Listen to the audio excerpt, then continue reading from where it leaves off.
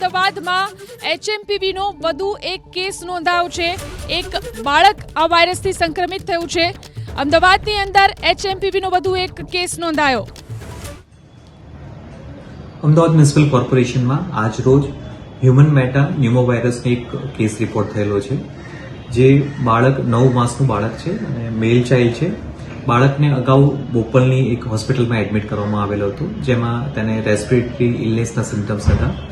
દર્દીને શરદી ખાંસી આ પ્રકારની કમ્પ્લેન હતી અને ત્યારબાદ તારીખ 9ના રોજ તેનો રિપોર્ટ કરવામાં આવેલો હતો। તેમાં વાયરસ ડિટેક્ટ થયેલો છે। વાયરસ આઇસોલેશન થતા અને HMPVનું ડાયગ્નોસિસ થતા આ પેશન્ટને ચાઇલ્ડહુડ હોસ્પિટલ બોપલ ખાતે શિફ્ટ કરવામાં આવેલો છે। આ બાળકને કોઈ ટ્રાવેલિંગની હિસ્ટ્રી નથી અને હાલમાં પેશન્ટને હોસ્પિટલમાં અત્યારે એડમિટ છે। અમદાવાદ મ્યુનિસિપલ કોર્પોરેશનમાં આજ રોજ હ્યુમન મેટા ન્યુમોવાયરસનો એક કેસ રિપોર્ટ થયેલો છે, જે બાળક 9 માસનું બાળક છે અને મેલ ચાઇલ્ડ છે। બાળકને અગાઉ બોપલની એક હોસ્પિટલમાં એડમિટ કરવામાં આવેલો હતો, જેમાં તેને રેસ્પિરેટરી ઇલનેસના સિમ્ટમ્સ હતા।